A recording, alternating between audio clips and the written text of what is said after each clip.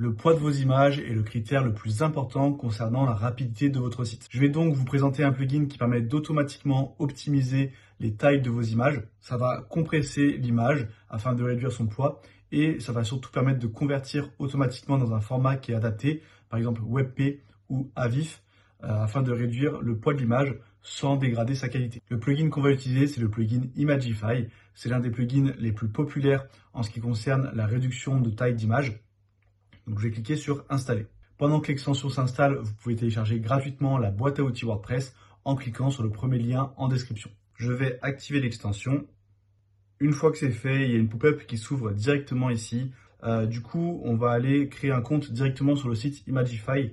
Si on le fait directement ici, ça marche pas très bien, on ne reçoit pas forcément l'email. Donc je clique ici sur le lien page de compte Imagify. Et là, on va cliquer sur créer un compte.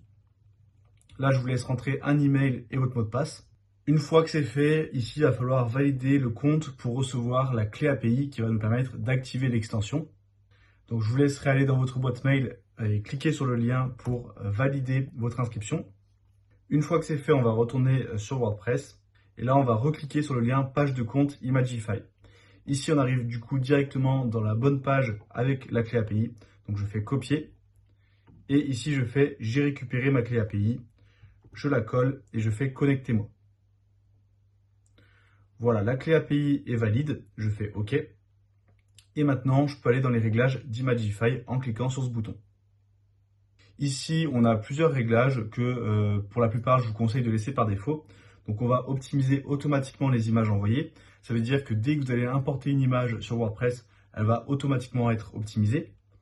On va conserver une copie des images d'origine.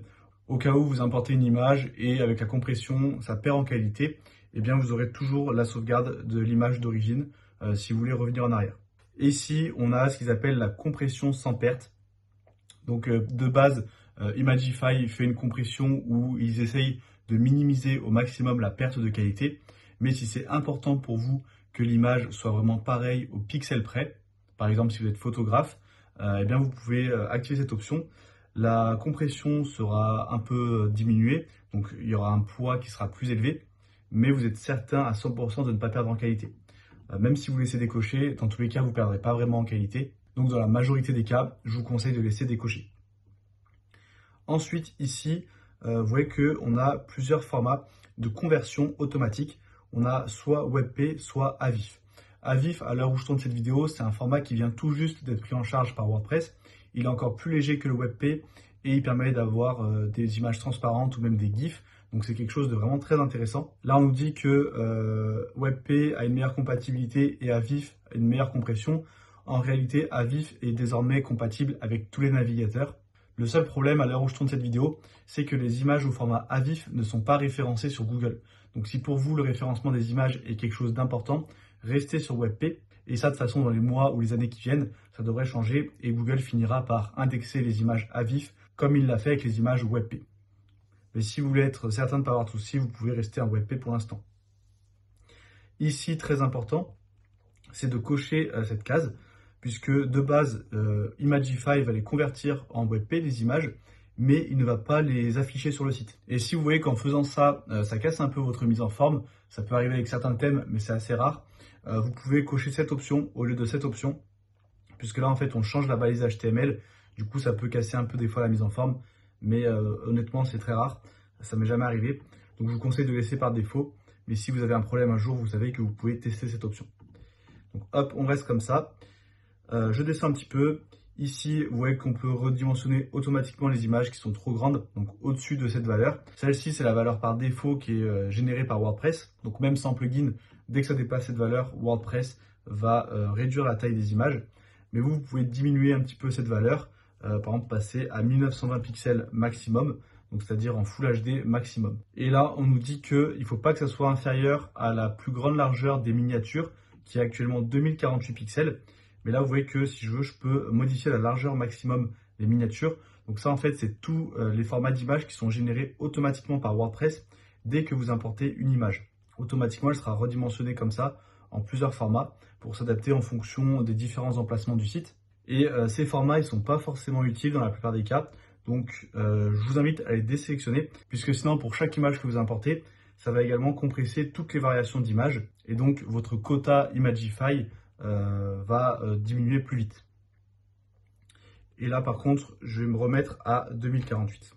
Ensuite, je descends un petit peu. Là, on peut laisser le menu d'accès ici, ou alors on peut le retirer. Et là, je fais enregistrer les modifications. Donc là, j'ai installé Imagify. Ce que je vais faire maintenant, c'est aller dans Média, Médiathèque. Et je vais passer en vue liste. Et ici, j'aurai tous mes fichiers. Ce que je vais faire, c'est que je vais ajouter un fichier que j'ai téléchargé sur Pixabay. Donc c'est une banque d'images libres de droit. Et souvent, ces images, elles sont assez volumineuses. Là, on peut voir que ça fait 319 kilooctets. Donc on va voir en important à quel point ça diminue mon image. Donc je fais importer. Là, je retourne dans la médiathèque. Ici, on me dit que le média est déjà optimisé. Donc je vais faire optimiser encore avec une compression sans perte. Et là, vous voyez qu'on a perdu 10% du poids. Donc c'est pas énorme. Sur la plupart des images que vous aurez créées, par exemple avec Photoshop ou Canva, vous perdrez un peu plus de poids. Là, ce que j'ai fait, c'est que j'ai importé une nouvelle image au format PNG, une image que j'ai créée moi-même. Et là, on peut voir que la différence est flagrante. On a perdu 93% du poids. Vous voyez que là, on est passé à 60 kilooctets au lieu de 932. Donc là, la différence est énorme. Et c'est là qu'on voit vraiment qu'Imagify fait un bon travail et va vous permettre de facilement réduire le poids de vos images. Donc ça, c'est le cas où j'importe des images. Du coup, c'est automatiquement optimisé. Mais si j'ai déjà un site et que j'ai d'anciennes images dessus, eh bien, je veux les optimiser également. Donc, ce qu'on va faire, c'est aller ici dans Optimisation en masse. Et ici, vous retrouverez toutes vos images. Donc, moi, j'en ai que 2 parce que c'est un site de test, mais vous en aurez sûrement plusieurs. Là, vous avez un récapitulatif du poids que vous avez économisé au total. Et ce que vous pouvez faire, c'est descendre tout en bas et cliquer ici sur ce bouton pour automatiquement optimiser toutes vos images, toutes les anciennes images qui avaient été importées avant l'installation du plugin. Et ensuite, vous verrez du coup la différence ici. Par contre, la version gratuite est limitée à 20 mégaoctets. Donc, si vous avez un gros site avec plein d'images, vous ne pourrez pas le faire. En fait, 20 mégaoctets, ça correspond environ à, on va dire, 100 images. Ça va dépendre du poids de chacune, mais c'est pas énorme. Donc, ce que vous pouvez faire, c'est aller ici sur le site d'Imagify, aller dans votre compte et aller dans l'onglet Abonnement. Ici, vous voyez que je suis en plan gratuit. Mais ce que je peux faire, c'est aller ici, prendre soit le plan gros avec 500 mégas, ça va suffire pour la plupart des sites. De toute façon, ici, ils vont vous donner une estimation du poids total de vos images, donc vous pourrez le savoir. Et si ça ne vous suffit pas, prenez la version Unlimited. Là, vous voyez que c'est 6 $ ou 10 $ par mois. Mais en fait, ce qui est intéressant, c'est que même une fois que vous avez supprimé Imagify ou bien que votre compte n'est plus actif, la compression des images reste. Donc une fois qu'elle est compressée, l'image, elle ne sera pas supprimée. Donc vous pouvez prendre juste un mois, faire votre compression, ensuite couper l'abonnement et toutes vos images resteront compressées. Donc vous voyez que ça revient vraiment pas cher. Pour 10 $, vous pouvez compresser toute une boutique en ligne par exemple et ça va vous faire gagner beaucoup de temps. Et là, ce que j'ai fait, c'est que j'ai intégré du coup une image sur le site. Et vous voyez que si je fais clic droit, enregistrer l'image sous, c'est au format WebP. Donc l'image est bien convertie en WebP côté visiteur. C'est ce qui permet d'avoir vraiment un poids minimal. On arrive à la fin de cette vidéo. Vous pouvez obtenir gratuitement la boîte à outils WordPress en cliquant sur le bouton juste en dessous. C'est un document privé dans lequel j'ai regroupé les meilleurs outils et plugins pour créer un site professionnel avec WordPress. Et je vous dis à très bientôt pour un nouveau tuto.